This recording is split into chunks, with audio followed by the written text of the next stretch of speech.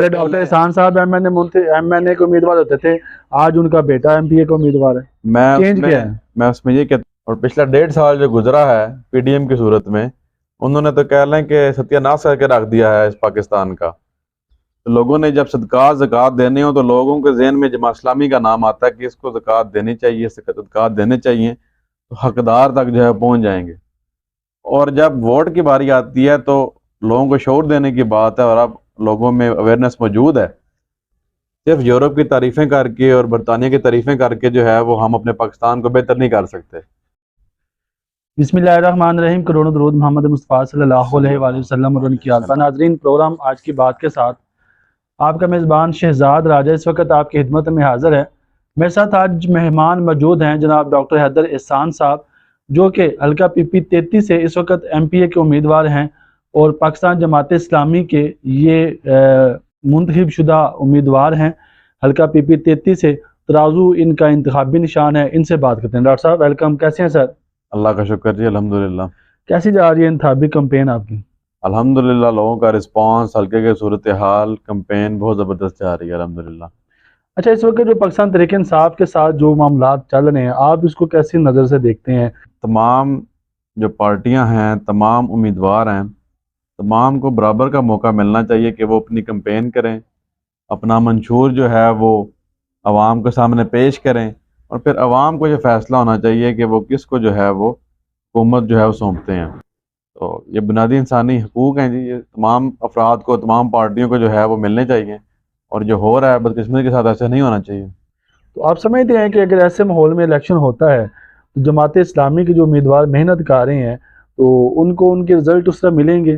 क्योंकि ये तो बाउंड इलेक्शन लग रहा है। हमारा तो यही मौक़िफ़ है जमात का भी और तमाम अफराद का भी कि हर पार्टी को जो है मौका मिलना चाहिए, और पीटीआई को अगर मौका नहीं मिल रहा तो वो किसी भी सूरत पीडीएम के उम्मीदवारों को तो जो है वो चांस नहीं देंगे, वोट नहीं करेंगे। उनके पास ऑप्शन तो है, वो मजबूरी में भी जमात इस्लामी ही बचती है। वैसे भी अगर आप न्यूट्रल एनालिसिस करें, इस वक्त पब्लिक के पास जमात इस्लामी के अलावा कोई ऑप्शन मौजूद भी नहीं है। पिछले 5 साल आपने देखा कि तमाम पार्टियों ने हुकूमत की, और पिछला 1.5 साल जो गुजरा है पीडीएम की सूरत में, उन्होंने तो कह लें कि सत्यानाश करके रख दिया है इस पाकिस्तान का। लोगों की जो है वो हालत ख़राब कर दी है, और वो तो डिज़र्व नहीं करते कि उनको जो है वोट दिया जाए। जमात इस्लामी की सूरत में आपके पास एक ऑप्शन मौजूद है जो हर वक्त आप में मौजूद भी रहती है, पाकिस्तानियों के लिए भी, पाकिस्तान के लिए भी हर मुश्किल घड़ी में मौजूद होती है। कभी उसके ऊपर कह लें कि करप्शन का इल्ज़ाम नहीं है।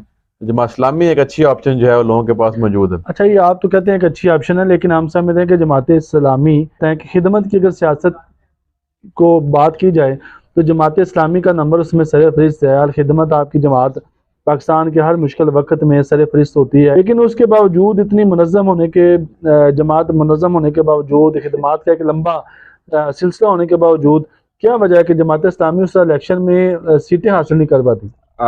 मैं समझता हूँ जी, पहले तो बात हमें यही करनी चाहिए कि हमें देखना चाहिए कि हम पाकिस्तान चाहते कैसे हैं। मतलब भाई, मैं उम्मीदवार हूँ, कल आप किसी और उम्मीदवार का इंटरव्यू कर रहे होंगे, हमारी हुकूमत होती है, किसी और पार्टी की हुकूमत होती है। सबसे पहले हमें ये फैसला कर लेना चाहिए कि हम पाकिस्तान को देखना कैसा चाहते हैं।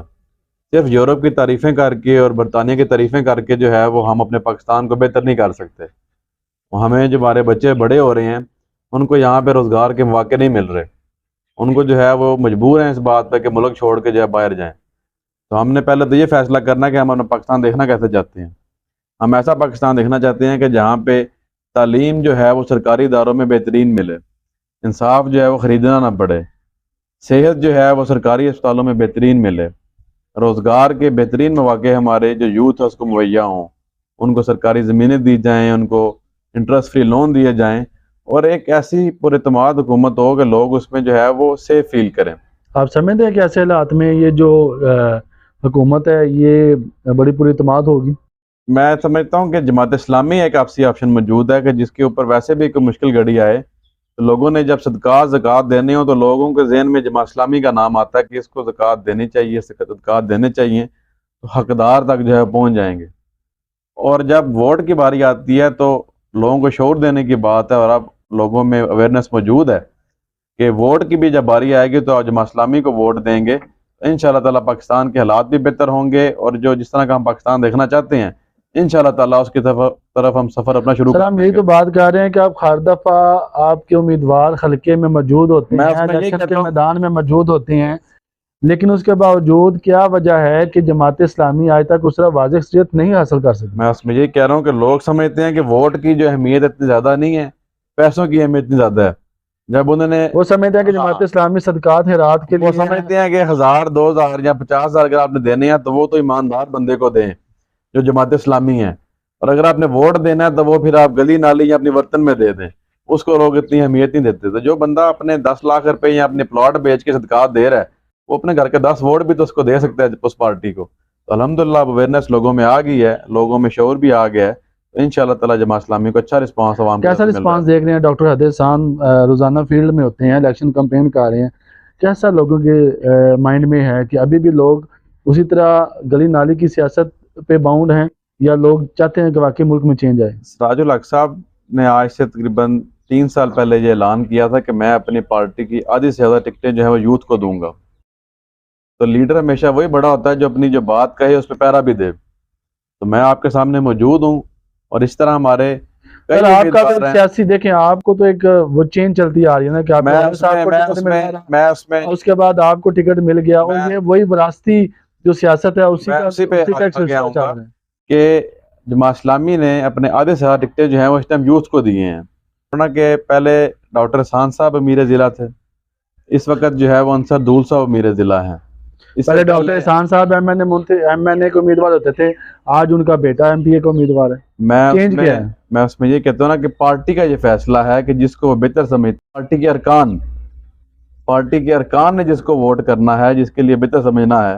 तो मैं तो खुद डॉक्टर हूँ, एक हॉस्पिटल रन कर रहा हूँ, तो मुझे पार्टी के जो मेंबरान हैं उन्होंने ड्यूटी लगाई है कि आप जो है वो इसमें हिस्सा लें, तो मैं इस वजह से इस फील्ड में आया हूँ। और मेरा सवाल वो इधर ही रह गया आपसे, और कौन सी पार्टी है कि जिसमें आप देखें ना कि जरदारी साहब के बाद उनका बेटा जो है वो उसका सदर बना है पार्टी का, नवाज शरीफ के साथ मरीम नवाज साहब आगे आई हैं, तो सिराजुल हक साहब का तो बेटा जो आपको कहीं पे नजर नहीं आता होगा, ठीक भाई है, साहब के बेटे तो आपको कहीं पे नजर नहीं आते। ये तो हम पहले कहते हैं कि हाँ, जमात इस्लामी एक मुनज़्ज़म जमात है। अल्हम्दुलिल्लाह उसमें यूथ की सिर्फ एक बड़ी तादाद, पब्लिक की बड़ी तादाद इस वक्त जमात इस्लामी को जो है वो सपोर्ट कर रही है, और पीटीआई बहरहाल एक पॉपुलर है, उसके भी लोग जो है जमात इस्लामी को सपोर्ट कर रहे हैं। तो जो आपने बात की कि लोग वोट नहीं करते, इंशाल्लाह ताला आपको एक बड़ा सरप्राइज मिलेगा, और बड़ी तादाद में जो है वो हम जो है इंशाल्लाह यहाँ पे कामयाब होकर आपको दिखाएंगे। अल्लाह ताला आपको कामयाबियां दे। हल्का इंशाल्लाह। क्या मैसेज देना चाहेंगे हल्का पीपी 33 के अवाम के लिए?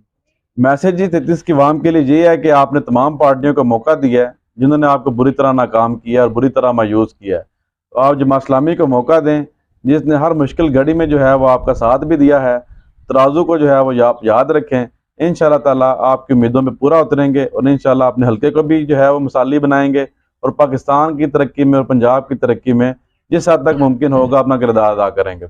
बहुत शुक्रिया। ये थे जनाब डॉक्टर हदीर खान साहब, बड़ी अच्छी गुफ्तगू कर रहे थे। इनका यही कहना था कि हमारी जो सियासत है उसका मेन जो मंशूर है वो आवाम की खिदमत है। जिस तरह लोग अपने सदक़ात, ज़कात, खैरात देते हुए सबसे पहले जमात इस्लामी को याद रखते हैं, अल खिदमत फाउंडेशन को याद रखते हैं, और वो ये चाहते हैं कि हमारा सदका, खैरात, ज़कात का 1 रुपया भी ईमानदार शख्स के हाथ में जाए। तो इस दफ़ा वोट के दौरान, इलेक्शन के दौरान भी वोट भी सिर्फ उस ईमानदार शख्स को दें जो कल को आपकी नस्ल के लिए, आने वाले मुस्तकबिल के लिए बेहतर फैसले कर सके, बेहतर इकदाम उठा सके। और इनका ये कहना है कि अल्लाह ताला अगर हमें मौका देता है तो हम हल्का पीपी 33 में सीवरेज जैसे मसाइल, आवाम की जो बुनियादी ज़रूरियात हैं जिसमें तलीम है, सेहत है, खेल के मैदान है, इन पर हम ज़रूर काम करें, ज़रूर जो है वो काम करेंगे। तो इंशाल्लाह एक नए प्रोग्राम के साथ आपकी खिदमत में बहुत जल्द हाजिर होंगे। तब तक इजाज़त दीजिएगा। देखते रहिए प्रोग्राम आज की बात।